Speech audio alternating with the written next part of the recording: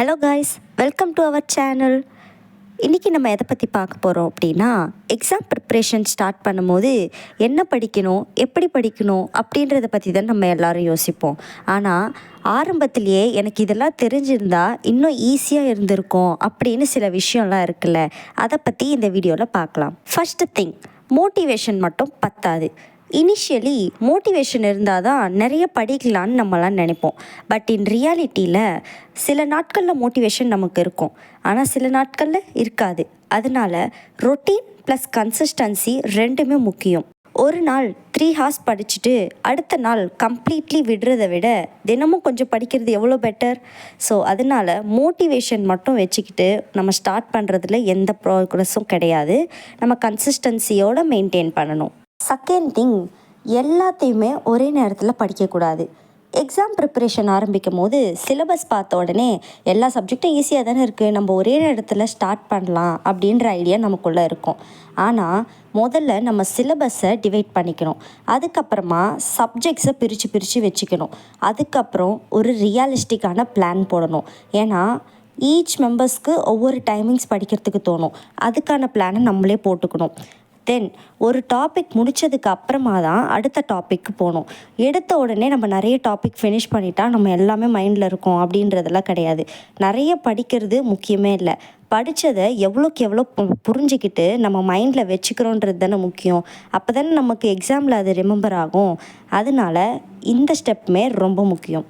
Third step என்ன அப்படின்னா, பிஒய்க்யூவை ஆரம்பத்துலேயே நம்ம பார்க்க ஆரம்பிக்கிறது தான். என்னென்னா பிஒய்க்யூனா nothing but previous year questions. முன்னாடி நமக்கு என்னென்னலாம் கேட்டிருக்காங்க, எந்த மாதிரி கொஷின்ஸ்லாம் கேட்டிருக்காங்கன்னு நம்ம ஃபஸ்ட்டு அனலைஸ் பண்ணோம். நான் ஆரம்பத்திலேயே பிஒய்க்யூ பார்த்துருந்தா என்ன மாதிரியான கொஷின்ஸ் கேட்குறாங்க அப்படின்றது நமக்கு இன்னும் சீக்கிரமாக புரிஞ்சிடும். அப்போ நமக்கு எக்ஸாம் பாயிண்ட் ஆஃப் வியூவிலேருந்து என்ன யோசிக்கிறாங்கன்றது நமக்கு புரியும். ஸோ கொஷின் பேட்டர்ன் நமக்கு தெரியணும். And then important topics identify பண்ணலாம். நம்ம பிஒய்க்யூ பார்க்கும்போது ப்ரிப்ரேஷன் அதை டைரக்ஷன் நமக்கு கிளியராக இருக்கும். நம்ம இதுதான் ப்ரிப்பேர் பண்ணுறோம் அப்படின்ற ஐடியா நமக்கு இருந்தாலே போதும் இல்லையா. அண்ட் தென் ரிவிஷனுக்கு ரொம்ப யூஸ்ஃபுல்லாக இருக்கும்.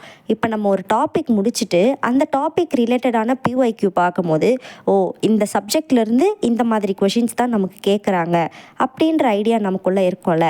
ஸோ அதுக்கு தான் நம்ம பிஒய்க்யூவை ஸ்டார்டிங்லேருந்து பார்க்கணுன்னு சொல்கிறது. ஃபோர்த் ஒன் இஸ் மற்றவங்களோட நம்மளை கம்பேர் பண்ணிக்கிறது. Someone May study 8 hours and then someone May study 3 hours. ஆனால் அவங்களோட சிச்சுவேஷன் கம்ப்ளீட்டாக டிஃப்ரெண்ட்டாக இருக்கும். இப்போது நம்மளே யூடியூப் எடுத்துக்கோங்களேன், அதுலேயே ஒவ்வொருத்தவங்க ஒவ்வொரு விளாக் போடுவாங்க.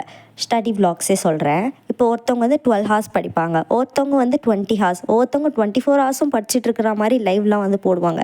ஆனால் அவங்களோட இப்போ நம்மளை கம்பேர் பண்ணோம் அப்படின்னா நமக்கு கம்மியாக தான் ஃபீல் ஆகும். தென் நமக்கு நம்மளோட ஒரு ப்ராக்ரெஷனே ஏன் இவ்வளோ கம்மியாக இருக்குன்ற மாதிரி நமக்கு தாட்லாம் வந்துடும்.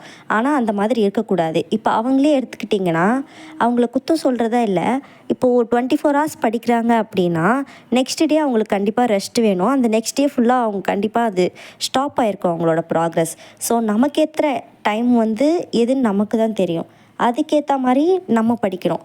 கம்பேரிஷனை விட கன்சிஸ்டன்சி தான் ரொம்பவே முக்கியம். ஃபிஃப்த்து திங் ரொம்பவே முக்கியம். என்னென்னா பேட் டேஸை ப்ரிப்பரேஷனோட ஒரு பார்ட்டாக நம்ம அக்செப்ட் பண்ணணும். இப்போ பேட் டேஸ்னால் ஒன்றுமே கிடையாது.